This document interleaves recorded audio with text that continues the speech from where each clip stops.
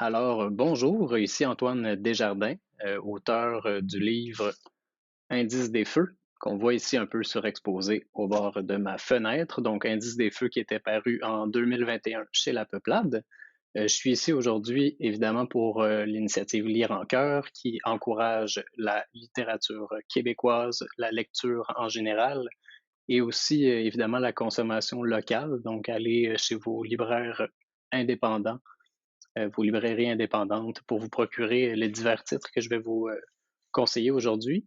Mais d'abord, c'est qui, hein, ça, ce gars-là, dans l'écran présentement? Donc, comme je disais, j'ai écrit Indice des feux. Pour la petite histoire, j'ai d'abord étudié en enseignement au primaire, donc j'étais un des seuls garçons de ma cohorte. Je pense qu'on était 7 sur environ 215 étudiants. J'ai terminé ce bac en 2013 et j'ai ensuite travaillé beaucoup en suppléance dans les écoles primaires pendant que j'ai poursuivi mes études en littérature. Il y a quand même assez longtemps en fait que je me doutais que la littérature était un peu ma maison, on pourrait dire. Donc j'ai commencé à explorer l'écriture vers l'âge de 25 ans, 26 ans, soit en 2015. J'ai maintenant 33 ans, hein, 33 comme Patrick Roy. Donc, c'est mon année de chaos et de bagarre.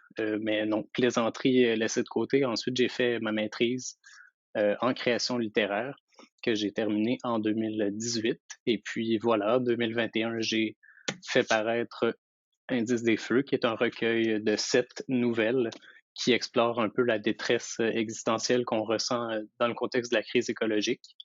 Voilà, le livre a gagné le prix du roman d'écologie au printemps dernier, à ma grande surprise. J'étais très heureux.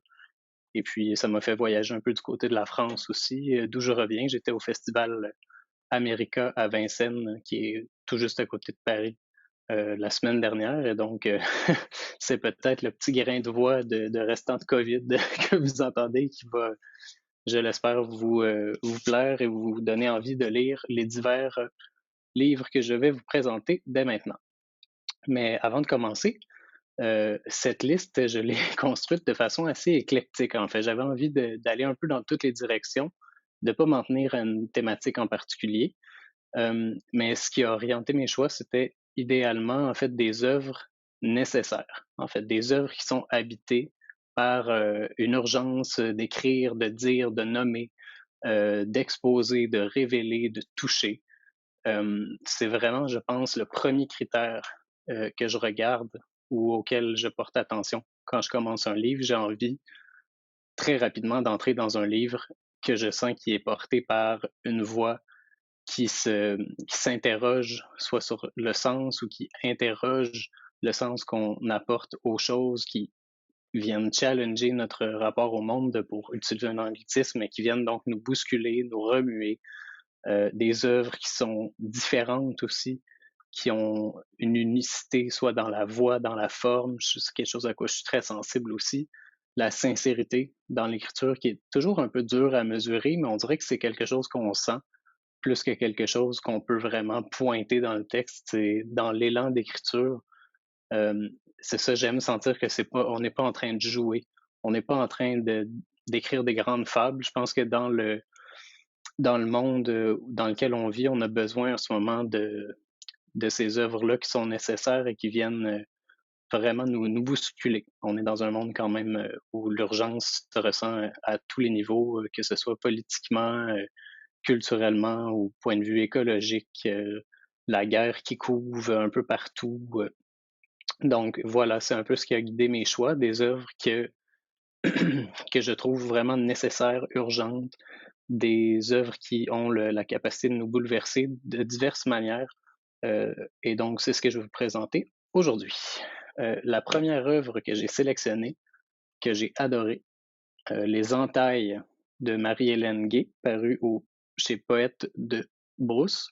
Mais ici, c'est pas un recueil de poésie comme Les Castagnettes qu'elle avait fait paraître chez Delbussot, mais c'est plutôt un livre absolument chavirant, un livre qui m'a honnêtement fait mal à lire à de nombreuses reprises, mais des fois, c'est bien de souffrir avec la personne. On dirait que c'est un exercice de compassion qui était magnifique, parlant de livres nécessaires. Ça, c'est vraiment, je pense, si j'avais à présenter un livre récent pour lequel j'ai senti l'urgence et la nécessité d'écrire, Les Entailles de Marie-Hélène Guy viendrait presque au sommet de ma pile, avec les autres que je vais vous présenter. Mais donc, dès le début, elle écrit: il vient un moment où il faut cesser de raconter des conneries.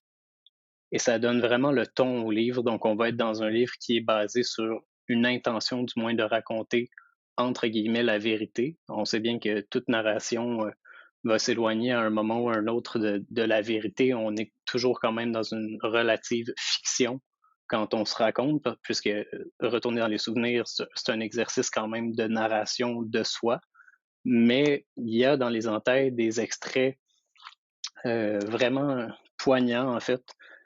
Donc, pour y aller dans les grandes lignes, c'est un livre dans lequel Marie-Hélène Guy retourne sur son enfance, nous raconte la fin de vie de son père dans un CHSLD, son père qui était atteint de la maladie d'Alzheimer. Elle explore aussi sa relation avec sa mère, ce que le divorce de ses parents lui a fait en tant qu'enfant. Elle explore tellement de choses de son passé, en fait, au niveau de ou c'est des problèmes, entre guillemets, des problèmes de comportement qu'elle aurait eu enfant, mais qui sont aussi liés justement à cette blessure émotionnelle et tout ça. Et elle y retourne avec une sincérité qui est honnêtement extrêmement impressionnante. On sent Pour moi, j'ai été immédiatement happé par le courage que ça prend pour raconter des choses qu'on pourrait, en société, on ne devrait pas faire ça. Il y a vraiment des tabous, mais qu'on pourrait qualifier de honteuses où on sent aussi un sentiment de culpabilité.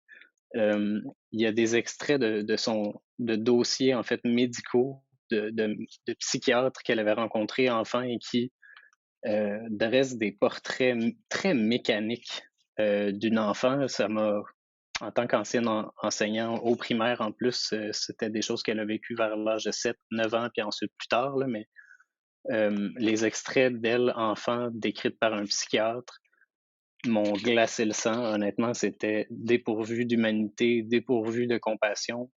Euh, on sent bien que oui, d'accord, ce sont des notes qui ont été prises avec une écriture qui se prétend probablement objective, mais il y a une certaine violence aussi dans la façon dont cet enfant-là est étiqueté.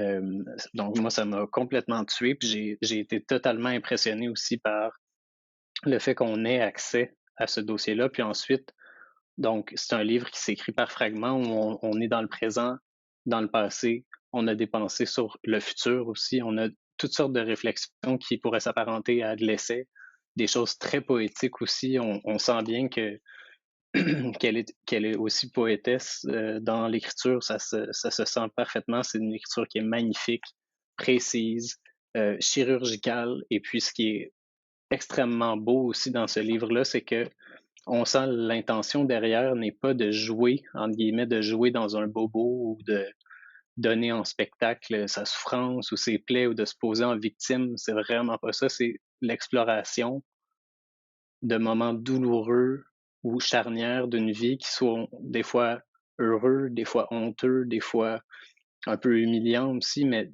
de faire tout ça dans l'intention de rompre le cycle.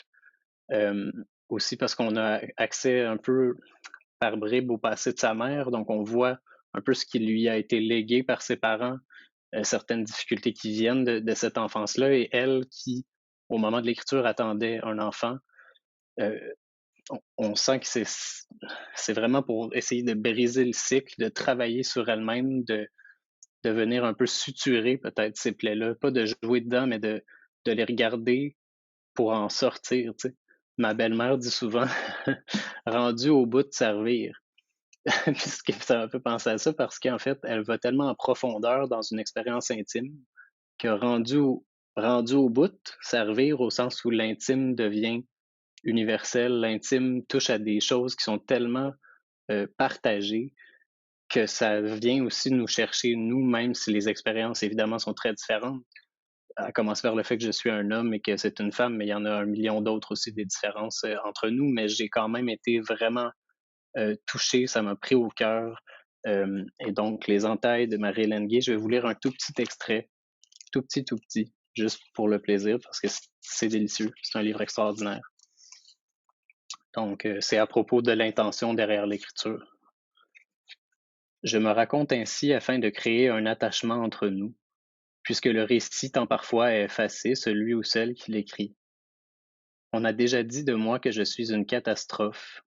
J'ai de la difficulté encore à ce jour à entretenir des relations à long terme, ainsi qu'une tendance à abandonner les gens avant, je présume, qu'ils ne le fassent.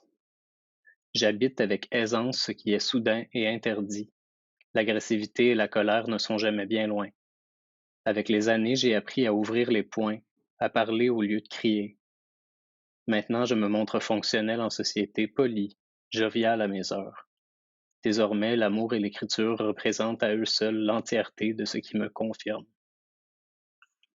Donc, si ça ne vous donne pas envie de lire Les Entailles de Marie-Hélène Guay, je ne sais pas qu'est-ce qui pourrait le faire. C'est un livre extraordinaire, beau, touchant, qui s'ouvre aussi sur une note d'espoir. Donc, je ne sais pas quoi dire de plus. C'est juste un magnifique livre. Donc, Les Entailles de Marie-Hélène Guay.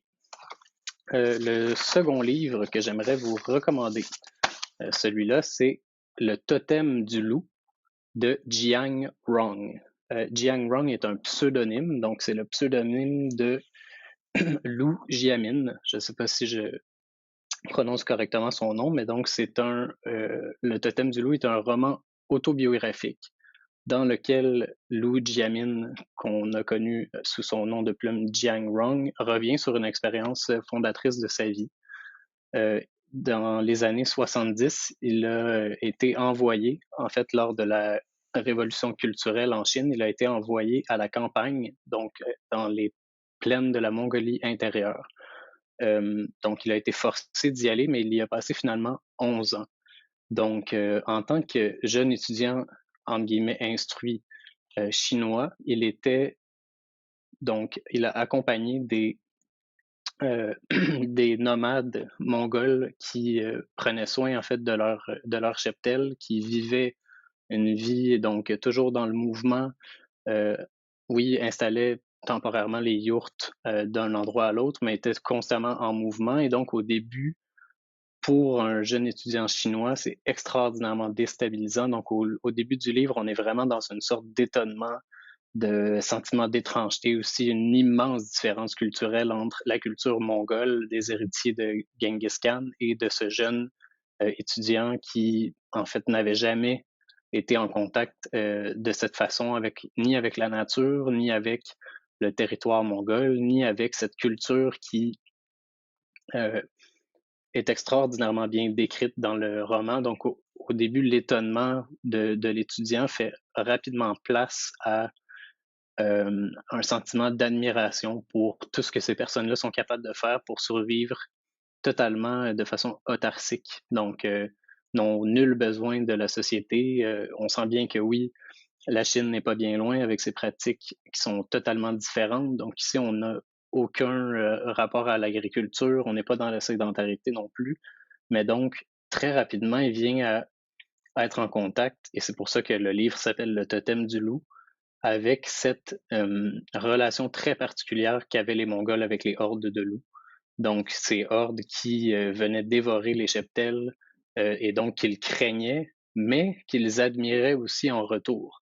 Donc, il y avait vraiment un respect du fait que la steppe mongole, qui était ce territoire de la Mongolie intérieure, appartenait à tout le monde, incluant les animaux.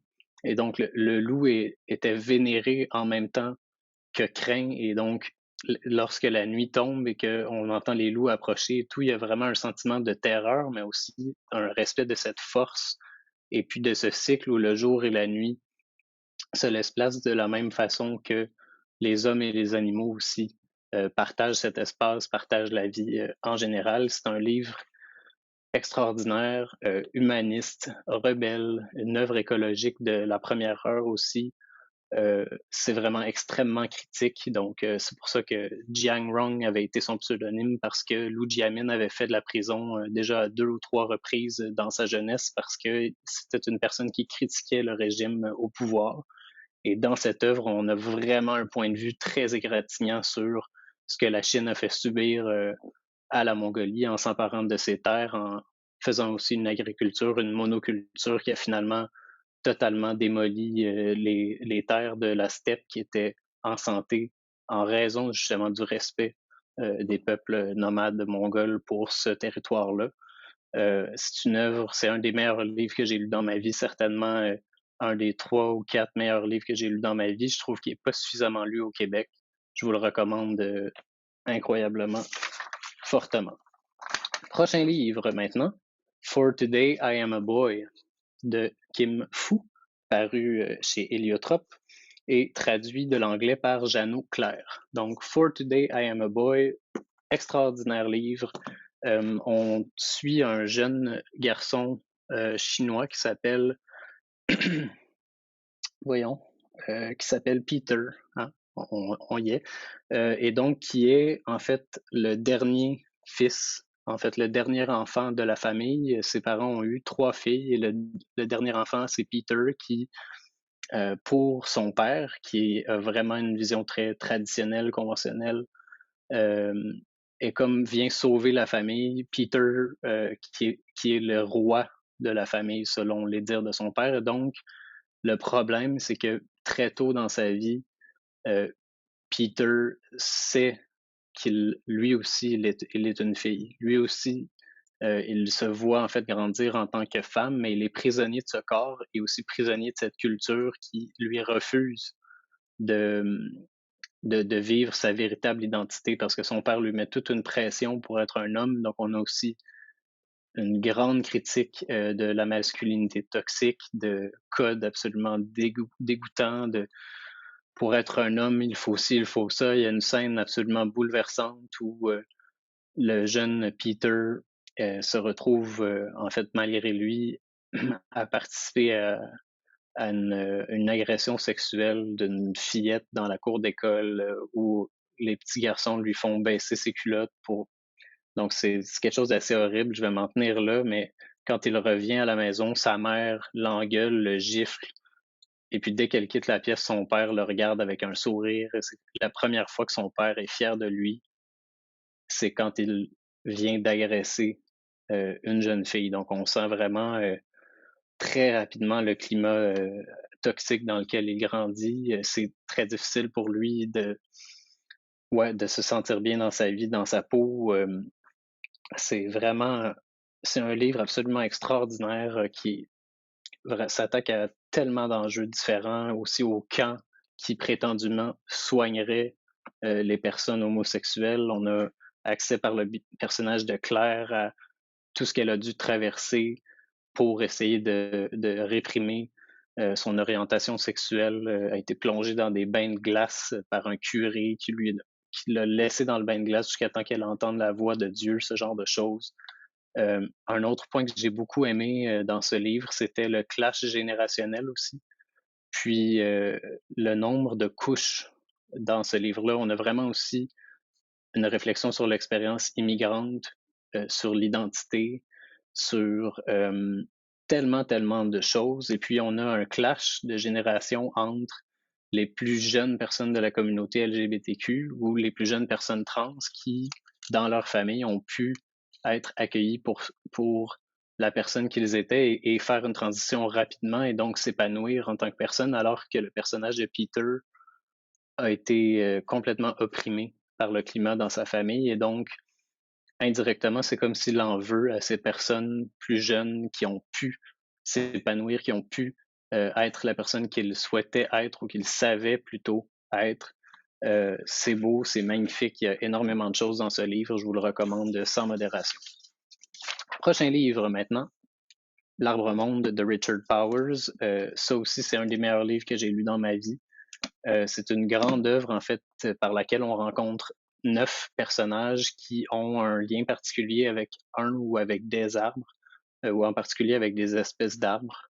Le début du livre peut nous faire croire à un truc un peu fleur bleue où on vient romantiser la nature, la rendre très glorieuse et belle. Et mais très rapidement, quand on arrive à la deuxième partie, c'est un livre en 4 parties qui s'intitule Racines, troncs, cimes et graines. Et donc, dès la deuxième partie, ce portrait très rose, très positif est rejoint par la réalité, en fait, de la manière dont les États-Unis ont un peu comme on le fait au Canada présentement, démolit le territoire, les grandes forêts anciennes aussi.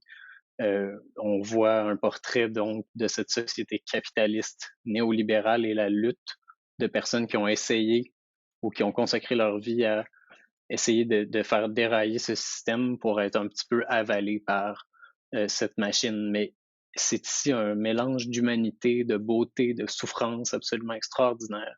Ça parle d'arbres, mais ça parle donc de politique aussi. Ça parle de regard d'une culture occidentale sur la nature qui est vraiment remise en question par ce livre, mais qui nous heurte aussi profondément parce qu'on vient donc installer cet amour des arbres, on vient montrer toute la beauté des arbres pour ensuite, ben, c'est ça, nous montrer par ce qu'on a fait avec, à quel point on est dans l'erreur, à quel point on a à réfléchir un peu sur la façon dont on habite le territoire, sur la façon dont on perçoit la nature.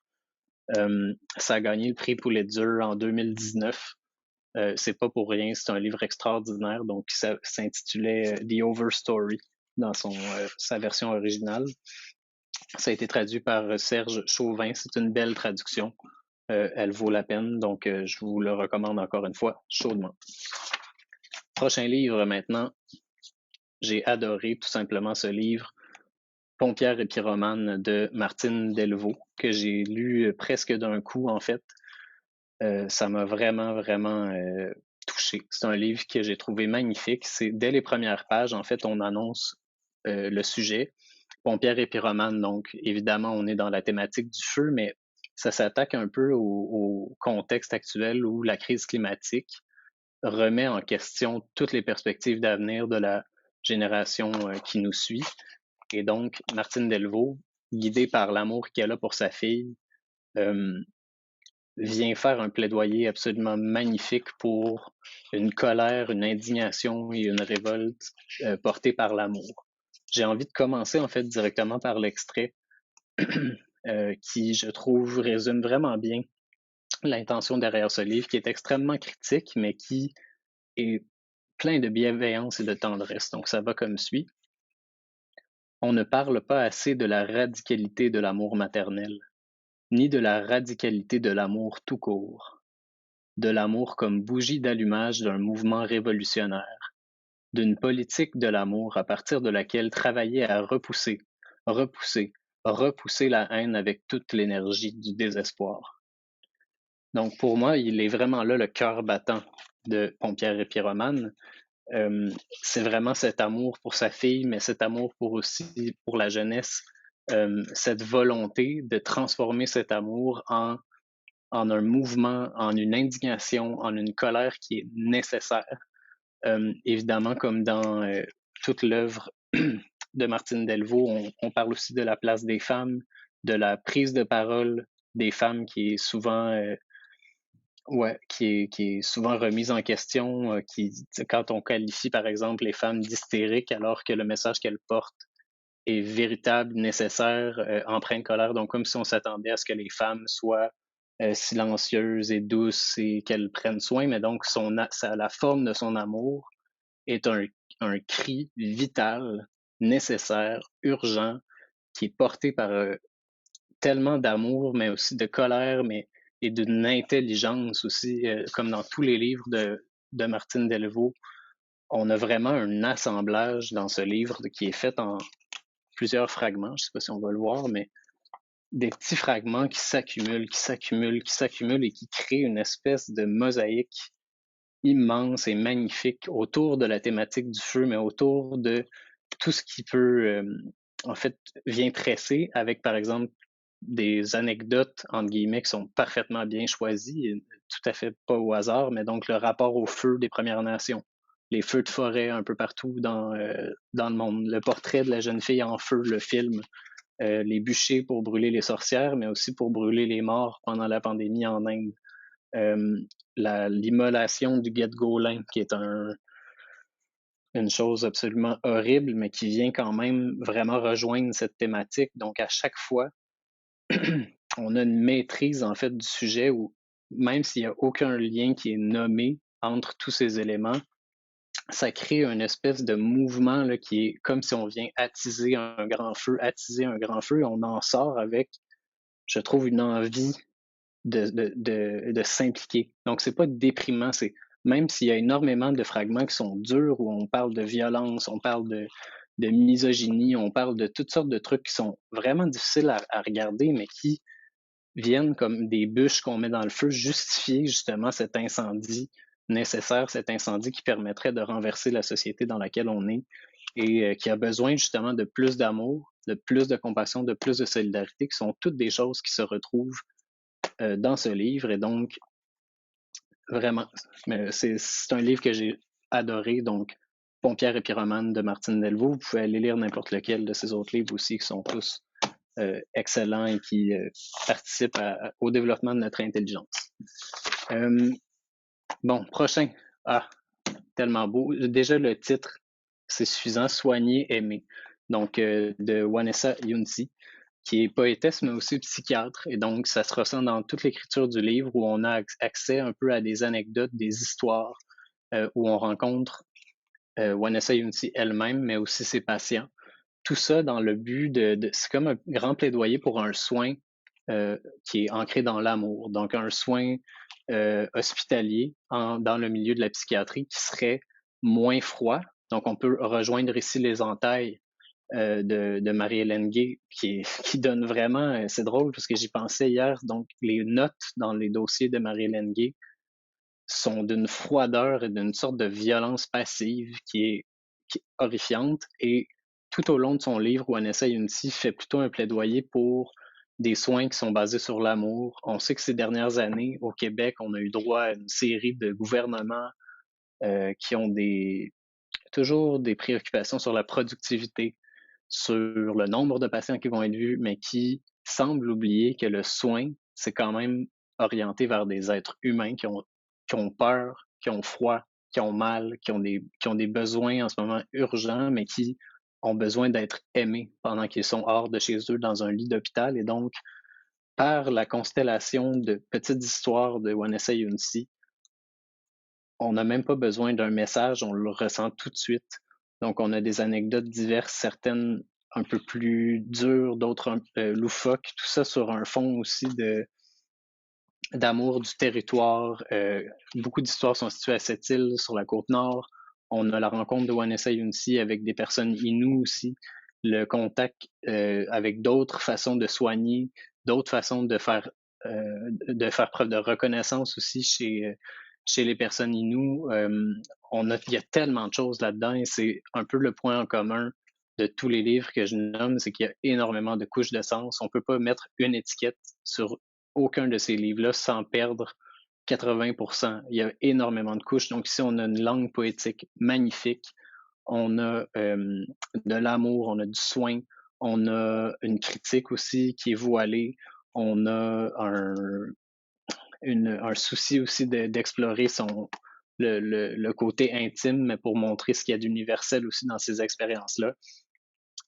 Et honnêtement, juste dans l'écriture, dans la forme, c'est un livre inventif différent. J'en ai lu aucun de ce genre-là dans ma vie. Là. C'est vraiment extraordinairement différent, beau. On sent que c'est une artiste en pleine possession de ses moyens qui propose quelque chose sans se soucier de est-ce que ça rentre dans la case. Donc, est-ce que c'est un essai? Non. Est-ce que c'est un recueil de poésie? Non. Mais est-ce qu'on s'en fiche? Oui, parce que c'est un foutu bon livre. Donc, Soigner, aimer de Vanessa Yunsi. Allons-y, allons-y, comme on dit dans le bout. Ici, j'ai la couverture sur ma liseuse, donc de L'avenir de Catherine Leroux. L'avenir, c'est le livre le plus différent, je pense, dans la liste que j'ai, et je l'aime beaucoup. Catherine Leroux, parlant d'écrivaine en pleine possession de ses moyens, dans l'avenir, montre un talent extraordinaire autant pour le récit, la construction très complexe du récit, le nombre d'angles de lecture qu'on pourrait emprunter, euh, on va dire, entre guillemets, l'écologie, l'histoire, la sociologie. Il y a tellement, tellement de choses qui sont rassemblées dans ce livre et qui se lient tout à fait harmonieusement sans qu'on sente ces ficelles-là qui ressortent. Ça se fait de façon très fluide et donc c'est une réflexion un peu sur justement l'avenir, où on s'en va, mais qui est très original. On a Donc, dans ce livre, on est dans une ville qui s'appelle Fort-Détroit, qui est comme un peu une version légèrement modifiée du Détroit actuel où une communauté francophone aurait survécu. Très intéressant là-dedans aussi, on a un travail de la langue, donc de l'oralité, où les personnages de Fort-Détroit s'expriment dans un mélange de joual québécois, d'acadien et d'anglais qui est absolument magnifique. Ça m'a soufflé, honnêtement, le travail là-dedans. On est dans un réalisme, on sent vraiment que c'est une langue, une vraie langue, alors qu'elle est inventée de toutes pièces, mais on y croit immédiatement. Même chose, il y a donc trois parties, trois ou quatre parties, je me souviens plus trop exactement. Mais donc, au début, on est avec une grand-mère qui recherche ces deux petites filles qui ont été, en fait, qui ont fui et qu'on ne retrouve plus. Donc, elle les cherche dans Fort-Détroit. Elle est venue pour les rechercher. Au début, on se tient un peu entre guillemets dans le monde des aînés, puis ensuite, on rentre dans celui des enfants qui ont, pour revenir à la langue, une expression orale absolument extraordinaire qui est très bien faite parce que ce sont des enfants qui se sont sortis volontairement de la société et donc qui s'élèvent par eux-mêmes et qui ont dans un parc un espèce de repère, un royaume dans lequel ils grandissent et il y en a des plus petits et des plus vieux. Mais donc, c'est très réaliste parce qu'ils ne sont pas allés à l'école encore et donc ils ont des fois trois ou quatre temps de verbe dans la même phrase pour décrire la même chose. Des problèmes évidemment d'auxiliaires, de toutes sortes de trucs qui sont là dans l'enfance aussi. C'est vraiment, j'ai été très sensible à ça puisque j'ai aussi enseigné des fois à la pré-maternelle, en maternelle aussi, où les enfants commencent à apprendre le français, puis où il y a certaines erreurs qui revenaient vraiment très fidèlement dans le livre. Je me disais, c'est vrai, si ces enfants-là n'avaient pas pu poursuivre leur parcours scolaire, c'est exactement comme ça qu'ils se seraient exprimés. Donc, dans la langue, c'est magnifique. Le récit est vraiment beau, très dur, réaliste aussi, ancré dans une sorte de série de catastrophes, mais où il y a quand même un espoir au sens où, à partir aussi de façons dont des communautés réelles dans le monde, dont celle de Détroit, ont fait preuve de résilience dans des contextes catastrophiques, euh, Catherine Leroux réussit à nous montrer qu'il y a quand même quelque chose à faire, même si ce ne sera pas glorieux, même si ce ne sera pas comme avant, même si on ne sauvera pas le monde d'avant, il y a peut-être des possibilités d'habiter le monde autrement, puis d'être bien là-dedans. Euh, donc, l'avenir de Catherine Leroux, pour tellement de raisons, un ode à la solidarité, et à la compassion aussi, à la transmission intergénérationnelle. Il y a énormément de couches de sens dans ce livre, donc, et une maîtrise, je dois dire, de l'écriture, de la narration qui est rare. Le nombre de phrases extraordinaires dans ce livre-là, là, purement pour l'amour que j'ai des fois d'une langue bien travaillée. Il y a des centaines de phrases dans ce livre qui sont vraiment belles, renversantes, précises, euh, inventives aussi. Laissez-vous porter. L'avenir de Catherine Leroux chez Alto. Avant-dernière recommandation maintenant. Non, avant-dernière. Hey, parle-moi d'une affaire. Je voudrais qu'on m'efface de Anaïs Barbeau-Lavalette. On reste un peu dans la thématique de l'enfance, mais de façon très différente. Ici, on est dans une enfance très réaliste, ancrée dans Hochelaga Maisonneuve, où donc on suit trois personnages qui vivent dans un même bloc appartement, qui vivent des vies très difficiles, sont en lien avec toutes sortes de problèmes, en fait, ils sont au contact, disons, de problèmes de consommation, de violence conjugale, de pauvreté, de misère, de problèmes de santé, la prostitution, la façon aussi dont sont stigmatisés les élèves moins bons à l'école qui sont qualifiés horriblement d'ortho, chose que j'entendais aussi quand j'étais jeune, donc je me suis reconnu aussi là-dedans dans cette cruauté des fois que peuvent avoir les enfants entre eux, les étiquettes qu'ils s'apposent. Donc, on est dans un livre où on suit trois personnages qui tentent de s'en sortir, qui tentent de préserver quelque chose à eux dans un monde qui leur arrache presque tout ce qu'ils aiment. Mais même si on est dans quelque chose de très difficile, qui écorche, euh, qui nous bouscule, on est aussi vraiment touché. Il y a beaucoup de beauté. La voix narrative, la langue est travaillée avec une extrême précision, une grande beauté. C'est un livre que j'ai lu pratiquement d'un seul coup, qui est court mais tellement efficace, où tous les mots sont nécessaires, On a donc, grâce à ces 3 points de vue aussi, toute une galerie de situations possibles. Et pour l'histoire très courte, quand j'étais plus jeune, je travaillais en camp de vacances où on accueillait des enfants qui sont appuyés par la fondation du docteur Gilles Julien, donc justement des enfants qui venaient de Schlager-Maisonneuve et qui avaient des vies honnêtement très dures et qui m'ont bouleversé à jamais, en fait, puis qui ont été la raison principale pour laquelle je me suis dirigé en enseignement quelques années après les avoir rencontrés.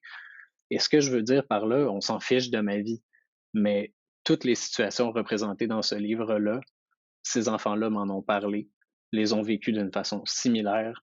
La souffrance ressentie, le désespoir ressenti était très fidèle à ce que j'avais observé pendant ces années de travail-là avec ces enfants-là. Et donc, c'est vraiment un livre important.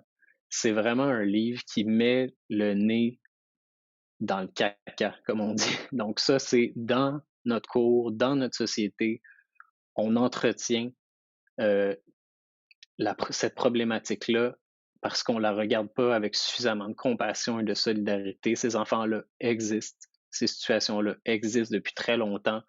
Tout le monde le sait, mais le pouvoir de la littérature, c'est de nous amener à incarner ces personnages-là et à passer à travers des trucs extrêmement durs. Et donc, c'est un exercice de compassion, je pense, un exercice qui nous pousse à vraiment être solidaires de ces personnes-là, à vouloir leur donner une place et une voix aussi. Je suis très heureux de voir que le livre aussi a été transmis, porté à l'écran. C'est vraiment important. Il faut penser à ces enfants-là, il faut penser à ces situations-là et faire de notre mieux pour pas les traiter, pour revenir aussi à des sujets qu'on a traités précédemment comme des dossiers, des cas. Ces enfants-là ont des visages, des vies, des rêves. Puis c'est aussi ça qu'elle fait vivre dans Je voudrais qu'on m'efface. L'imaginaire et l'art dans Je voudrais qu'on m'efface apparaissent comme de magnifiques portes de sortie, comme des territoires aussi où ces personnes-là, ces enfants-là peuvent s'épanouir, se réfugier. Donc c'est aussi un plaidoyer pour la littérature, pour l'art en général. Et puis c'est ça. Je voudrais qu'on m'efface, qui est un livre absolument extraordinaire. Le vrai avant-dernier livre, cette fois-ci, La fenêtre au sud, de Girdir Eliasson, qui est un livre ici très différent des autres. Ça, c'est vraiment pour mon plaisir personnel, en fait, que je l'ai mis ici. C'est parlant de plaidoyer pour l'art.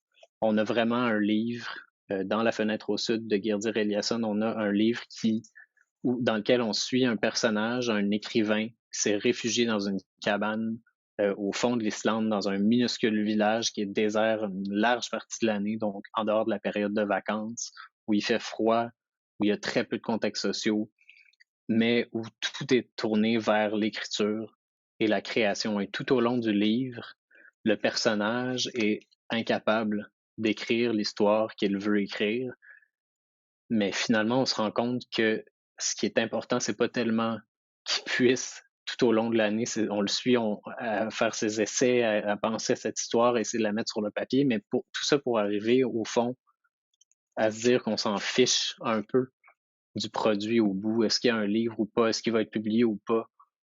Vers la fin, le personnage tape sur sa vieille machine à écrire, une vieille Olivetti, et manque d'encre, mais il poursuit dans l'écriture, il continue d'écrire, même s'il n'y a pas d'encre dans la cassette, même si les lettres sont blanches et qu'elles n'apparaissent même pas sur la page. Et donc, c'est un peu un hymne à la création, j'ai l'impression, c'est un livre absolument magnifique qui est écrit en fragments, où on entremêle la voix du narrateur, des descriptions extraordinaires du paysage islandais qui, par le fait même, a une voix dans le livre d'une certaine façon, et d'autres fragments où on entend des nouvelles rapportées à la radio, des nouvelles catastrophiques, où on sent vraiment qu'à l'extérieur de cette petite cabane dédiée à la création, à la contemplation, au silence, au retrait, à l'introspection, en dehors de cette cabane, c'est comme si on a l'impression, ou la confirmation, que le monde brûle et s'effondre. Et donc, il y a vraiment cette tension constante entre l'espace de la création et l'extérieur. C'est un livre qui a été sur la première sélection du prix Médicis étranger en 2020, donc publié à la Peuplade, La fenêtre au sud.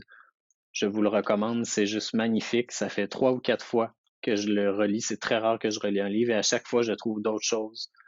Ça laisse beaucoup de place à l'imagination. C'est poétique. Ça respecte l'intelligence des lectrices et des lecteurs en laissant beaucoup d'espace pour rentrer, réfléchir. Donc, on ne se fait pas expliquer le livre, même s'il est extrêmement chargé de sens pour toutes sortes de raisons. Donc, La fenêtre au sud, let's go. Magnifique livre d'automne aussi, quand même. Et en dernier, je triche. Donc, ça, c'est le moment où je triche. Parce que là, il fallait que j'en choisisse un, puis j'ai décidé que si on triche par amour, ça compte pas. Donc, je veux tricher par amour pour Joséphine Bacon. Pourquoi je triche par amour pour Joséphine Bacon? Ben, parce que c'est une des plus grandes poétesses au Québec. Je pense dans l'histoire du Québec, tout simplement. Je ne peux pas imaginer un monde où dans 50 ans ou dans 100 ans, on continue pas de retourner à ses livres, on continue pas de réfléchir à son impact, autant sur sa culture, la culture Innu, que la préservation de la langue, l'Inuaimun, que son travail en tant que tel aussi. Donc, pas juste cet aspect, cette mission, cet impact qu'elle a eu, mais ce sont vraiment des livres qui laissent toute la place à la réflexion, euh, toute la place à la contemplation, à la réflexion. Et les mots ont un poids absolument ridicule. Donc, chaque mot, on peut, dans la poésie de Joséphine Bacon, n'importe laquelle, hein, je rappelle, n'importe laquelle, on a droit à un exercice de pureté vertigineuse. Aucun mot ne compte pas. Aucun mot n'est pas précisément le mot qu'il fallait utiliser pour exprimer cette idée. Et puis en même temps, c'est comme si on a toujours un peu l'impression de, à la fois de s'exclamer de beauté et d'être bousculé aussi, d'être remué. Je pense aussi, je vous recommande d'aller entendre Joséphine Bacon lire ses poèmes, juste pour voir c'est à quelle vitesse qu'elle lit, c'est avec quelle voix. Et puis c'est une poésie qui est ancrée dans le corps, qui est ancrée dans l'expérience, dans la sagesse, dans un regard attentif, amoureux pour le territoire. Et puis donc de façon détournée, c'est aussi une grande critique de la société québécoise, de la société occidentale et du traitement qui a été réservé aux Premières Nations, mais jamais de façon frontale. Toujours dans une poésie qui est chargée d'amour, de tendresse et qui tend vers la réconciliation, même si honnêtement, elle aurait toutes les raisons du monde de ne pas avoir envie de se réconcilier avec les personnes qui lui ont fait vivre ce qu'elles lui ont fait vivre. Donc, que ce soit bâton à message, un thé dans la toundra ou oui, oui, oui, yes, quelque part. Je suis sûr que je l'ai massacré. Je m'excuse, Madame Bacon, vous pourrez me donner une pichinote la prochaine fois qu'on se voit, mais sans farce, n'importe quel de ces livres ou idéalement tous ces livres qui, à mon avis, créent vraiment une œuvre, on pourrait les lire de façon continue sans avoir jamais l'impression d'avoir quitté cet univers, cette langue précise, ce territoire, cette beauté, cette attention, euh, l'humilité derrière cette prise de parole, l'écoute derrière cette prise de parole, le vécu absolument vertigineux derrière cette prise de parole résumée en quelques mots à la fois sont absolument bouleversantes. Je retourne à cette poésie vraiment aussi souvent que possible pour me rappeler de tout ce qu'on peut faire avec une économie de mots si ce qu'on avait à dire était important, si ce qu'on avait à dire était incarné, sincère, nécessaire. Donc, si jamais elle écoute cette capsule, je veux remercier Joséphine Bacon pour tellement de raisons, donc qui vraiment m'accompagnent autant dans la création comme écrivain, mais comme lecteur aussi. Voilà, c'est une empreinte indélébile. Je vous recommande vraiment d'aller voir le documentaire Je m'appelle Humain, dans lequel figure Madame Bacon et aussi une autre poète extraordinaire qui s'appelle Marie-André Gill, dont je vous recommande tout, tous les recueils de même façon. Et donc, on peut l'entendre aussi s'exprimer un peu sur sa vie, sur la création. On peut l'entendre lire des poèmes aussi. C'est un film absolument bouleversant et je vous le recommande donc sans modération. Pour terminer, donc, je vais vous dire que tous les livres qui ont été recommandés ici sont disponibles sur leslibraires.ca ou chez n'importe laquelle de vos librairies indépendantes proches de la maison que vous pouvez trouver justement grâce au site leslibraires.ca. Donc, c'est tout pour moi aujourd'hui dans cette initiative Lire en cœur de l'Association des libraires du Québec, donc de l'ALQ. Je vous encourage à lire sans modération et puis je vais également faire quelques recommandations de lecture sur Instagram dans les jours qui viennent.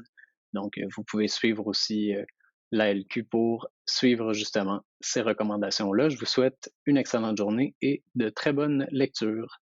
Merci.